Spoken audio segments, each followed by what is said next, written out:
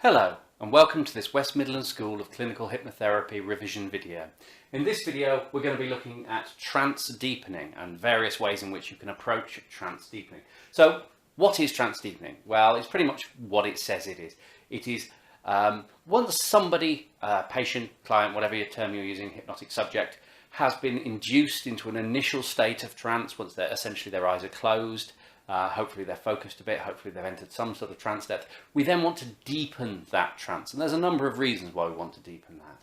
There's the basic assumption that suggestions are more powerful the more deeply you go into trance, but equally, for a lot of people, certain hypnotic phenomena are more effective at a deeper state of trance, but coming back to certain people just need to have that hypnotic experience. They need to have felt something has happened. They're paying for a hypnotist, or another way of looking at it is they're paying for magic to happen. So they need to have that experience to some degree, enough that they can say, yeah, that's happened. So we deepen trance to get the nicest depth we can have. Now there's arguments about, actually for therapy you might only want a medium depth of trance anyway, because when you get into deep trance, you can be operating very slowly, very inefficiently in a lot of ways. But we'll come to those arguments later. At the moment, we're just interested in how you get somebody who's already in a hypnotic state into a deeper state. And there are a number of approaches to this. And I've broadly classified these into 5 different types. I'll probably miss some, but 5 broad classifications. Numerical deepeners, natural phenomenon deepeners, visual engagement deepeners, that's internal visual engagement, dissociative or dissociation deepeners, and triggered and conditioned deepeners. So we'll start with numerical. This is your classic counting down from 10 to 1 or up from 10 to 1, depending on if you're British or American. I know other countries do other things. I don't know what they do, but I do know that Americans have a tendency to count up from 1 to 10, very much like launching a rocket. And in Britain, we tend to count down from 10 to 1, very much like going down into trance. Both perfectly valid, just different ways of perceiving it.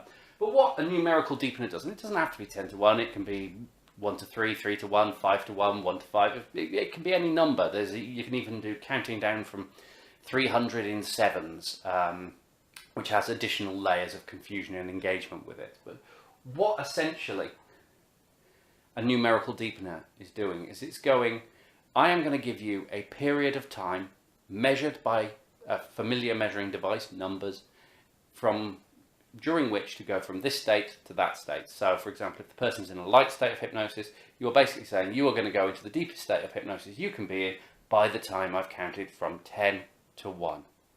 You're giving them a nice period of time, in which the mind can adjust. And of course, you'll probably pepper those numbers with certain deepening suggestions, deeper sleep, relax, heavy, tired, whatever it might be that you're using with that particular patient/client. And in this way, you take them deeper. And they've got a nice period of time in which to make that adjustment. And that's what it's all about. It's a measured, deliberate, structured period of time to make that adjustment. Natural phenomena deepeners. Well, we've talked about natural phenomena in an earlier video on inductions, and it's very similar sort of thing. So if, for example, you're employing idiomotor response, which is probably the most commonly used overt natural phenomena for deepening, you may well have done a hand levitation where the hand floats up for the induction. Well, of course, you're then going to tie suggestions of deepening to the hand floating down again. And you do the same if you're using a sort of arm catalepsy type thing. You're just going to let that hand drop, and as it touches down, you're going to go twice as deeply relaxed. As with inductions, of course, deepening suggestion is very useful to deliver on the out breath, as the whole physiology is relaxing down. Always bear that in mind. So yeah, natural phenomena, predominantly we're talking IMR responses there. Visual engagement or internal visual engagement. So what we look to do with these deepeners is we create dissociation by increasing internal visualization. So this is your classic journey type deepener, where somebody might take a journey off to a favorite place of relaxation or something like that. That might also enable them to access additional resources. But what you're doing is you're taking them away from the here and now by focusing them internally on a visual concept. And the more they are focused on that internal visual concept, the more dissociated from their environment they are, which brings us neatly on to dissociation deepeners more broadly. Now, dissociation, as I'm sure you're aware, actually I'm not sure you're aware, maybe you're not, well, we're going to find out now anyway. Dissociation deepeners are, or dissociation is when you are disconnected from yourself or environment. Essentially when you're out of space, out of time, when you're less aware of your surroundings in the present. It's very much the opposite of mindfulness, you might argue. And it is argued, and we've mentioned this in previous videos, that dissociation is the fundamental of hypnosis, that the more dissociation there is, the deeper the hypnosis is. And my personal experience tends to bear this out, but I'm not sure where the academic evidence lies on that at the moment.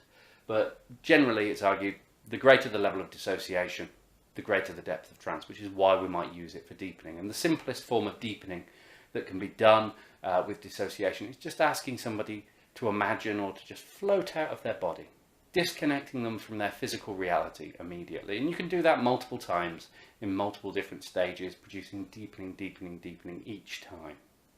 So every time they're taken a little further away from the here and the now, the more dissociative they go, the more deeply they go. And that interacts very closely with the visual engagement. But visual engagement is a very particular type of that.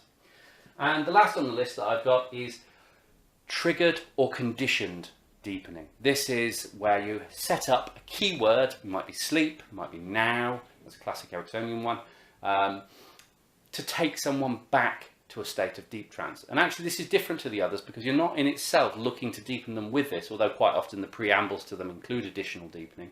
What you're looking to do is to help them to re-access a previously existent state. So normally you do some of these types of deepening to get them as deep as possible, and then you'd install or anchor that state with a key word.